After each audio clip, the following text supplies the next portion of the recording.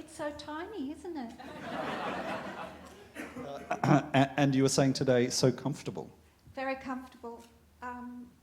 Made to measure and light and airy. You know, it's like being naked, really, wearing that dress.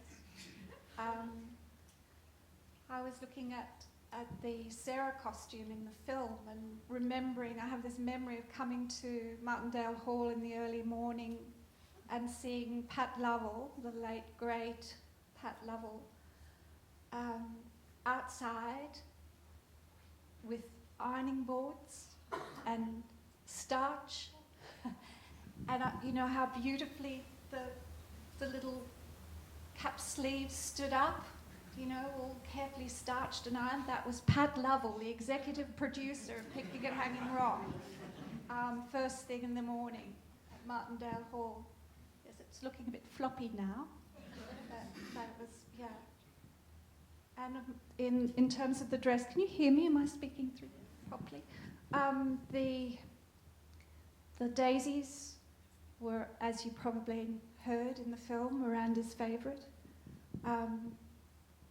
And that's in the lace, and the butterfly symbolises the sort of, yeah, beautiful but brief life of Miranda. Judith Dorsman gave me my costume, the school uniform, and actually the gym uniform too. And Sarah's little smocky top. It's a theatrical tradition for the costume designer to give the leading lady the costumes at the end. So I was very lucky.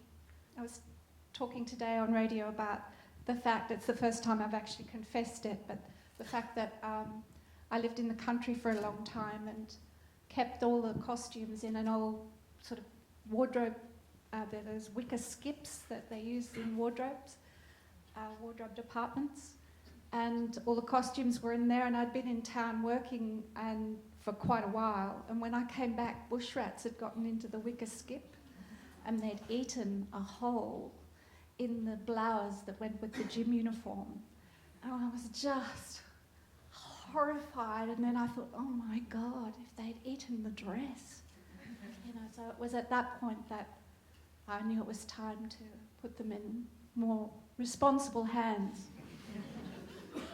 But I've been encouraged that, and I was a bit ashamed to give them the rat-eaten gym uniform, but I've been encouraged today that they don't mind. They will accept them and even mend them.